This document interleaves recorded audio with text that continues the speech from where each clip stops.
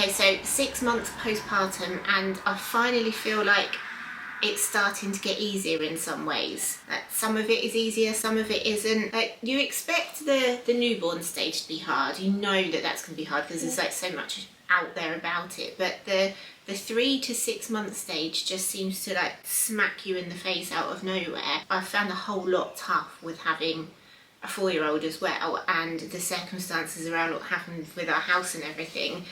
And yeah, the last few months have been really hard, but I feel like there's light at the end of the tunnel now. My C-section recovery has been fine, like from the beginning, apart from at the very beginning when I had an allergic reaction.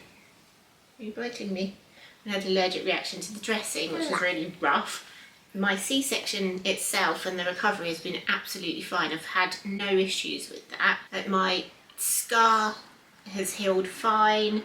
I've been doing scar massage to try and make sure that it doesn't get all like lumpy under there, which it did start doing. I think I mentioned that in my 4-month update. But the actual scar itself, it doesn't feel uncomfortable. Like, it feels a bit weird if you squash it against something, because it's like right at the height of kitchen units and stuff, which isn't great. But other than that, it's absolutely fine. I have got a pre-existing condition which feels like it's pulling on my scar, which there are days, like I get to the end of the day when gravity's been taking its toll, and that is uncomfortable. But other than that, the actual C-section itself has been fine, no problems at all. The prolapse that I've got means that exercising, I haven't been able to exercise like I would like to if I had the time. I can't lift anything heavy, sometimes even walking hurts. I've been doing, excuse you, I've been doing Pilates and trying to walk as much as possible.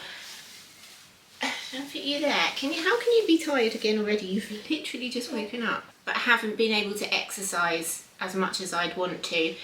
But I have finally sorted my diet out, and I know that I have been saying this for the last, well, couple of years actually. But I have finally sorted it out, and I've lost 3 pounds in like 10 days, which I know it's early days, but I have sorted it out. I've cut out all the crap that I've been eating. I had one tiny glass of wine on Saturday. I've not had any chocolate. Actually, that's a lie. I've had like a square of chocolate, but I haven't been having crisps or anything. I've really like sorted that out because I am just so overweight and uncomfortable, and it's just really starting to affect different areas of my life. And I think it's all like coincided with I've got postnatal depression. I've started to get that under control. We're getting that under control and getting my eating under control, and now it's like summer's coming up, so it's lighter, the weather's better. This one is becoming easier dealing with this one. I think it's all starting to come together, and I'm beginning to feel a bit more like me.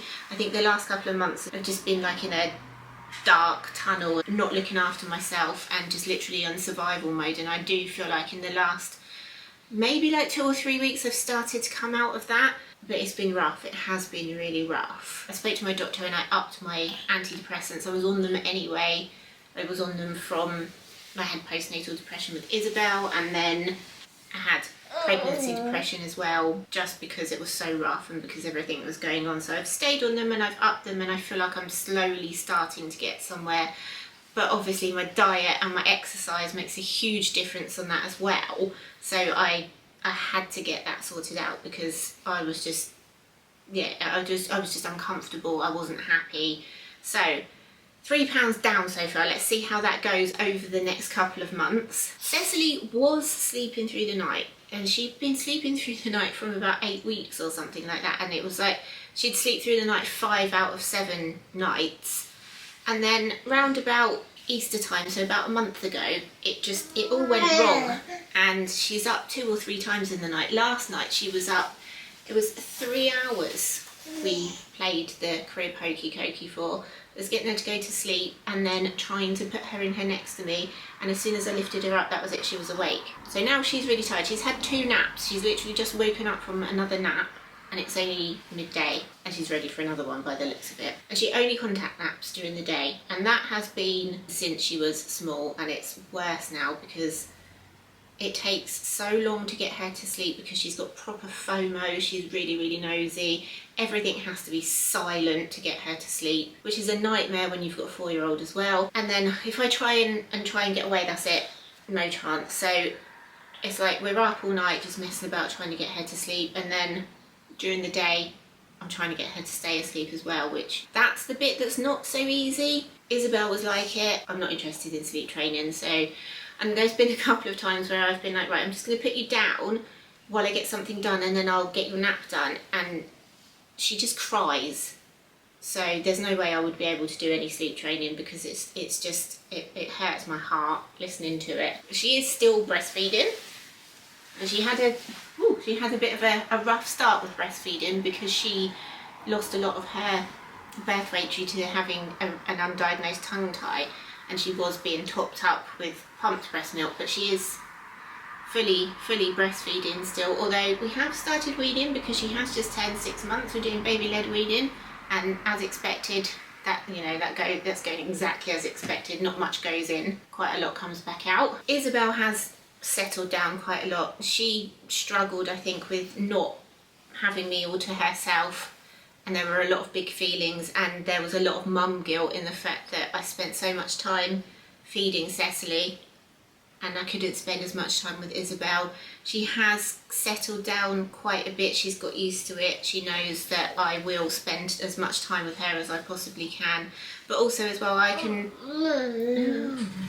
put Cecily down now, and like she'll actually be okay to be put down for 10 minutes or so, unless she's tired like she is at the moment. And her and Isabel will actually play together for a bit. Obviously Cecily doesn't play like that, but they do spend time together, which means that I can get stuff done, that's helping my mental well-being as well, just knowing that I can get a bit of housework done, I can get the washing done, I can get the dishwasher done, I can get vacuumed and stuff, and then we can all play together, which is nice. I can just put Cecily down on her playmat in the living room, put the monitor on her. So yeah, I can put the monitor on them and I can get stuff done. I'm just going to have to fly through this now because 1, there's a lawnmower out there, and 2, this one apparently needs to go back to sleep again, which is daft. My hair loss has calmed down quite a lot, so that kicked in around about 3 months. So I knew it was going to happen. I know why it happens. It's still bloody scary when you're like brushing your hair and all of it is coming out. It is absolutely ridiculous. That's started to calm down a bit now. Obviously some still comes out. I don't know how long it's meant to go on for, but yeah, that has calmed down massively, which is good, because again, like, trying to keep on top of all of that, you've got hair literally everywhere. Still haven't got my period back, which is good. With Isabel, it's 14 months, obviously still breastfeeding. How can you be that tired when you have just woken up from your nap? Half an hour ago you woke up from your nap. But yeah, I'm hoping that it's similar with Cecily, that I've got like another 8 months before my period comes back, because I don't miss that at all. Like, there's got to be something good about postpartum, and that is it. And then I think the last thing I'm going to talk about, because all this noise is like literally stressing me out, that overwhelm is ridiculous. My skin is terrible. Really neglected everything when I was pregnant because I was so ill, because obviously our house had burnt down. You are noisy. You are noisy. Are you trying to bite me? Your teeth is getting you. So I'm suffering with rosacea, which I'm trying to sort out. I've got keratosis pilaris, which I've suffered with it anyway before I was pregnant, but I had a really bad flare-up. Had a really, really bad flare-up when I was pregnant. And you are noisy, and you've got a great big bogey. Let me get that great big bogey. Yeah, so I had a massive flare-up when I was pregnant, and I'm still trying to get it under control now. I tried Ameliorate, I think it's called, and now I'm on CeraVe, and I've only been using that for a couple of days. I don't know how it's doing. The Ameliorate helped a bit. CeraVe, we'll see how it gets on. The rosacea, I'm trying azelaic acid. I've been using that for about 6 weeks and I don't know if it's made any improvement. It's difficult to tell, but I'm greasy. I thought I'd got over that. I'm in my 40s. You are so noisy. Are you chatting as well? I'm in my 40s and I shouldn't have greasy skin. Like, I normally wash my hair every sort of like 3 days. But I'm struggling to get it to last for like 2 days without it looking horrible. But I think that's probably going to have to be it now for this update, because there is too much noise everywhere. The dog just started barking, there's the lawnmower out there, and there's this one who is chomping on my fingers. But yeah, there we go. That's my really, really brief 6-month update. Thank you for watching, guys. Bye!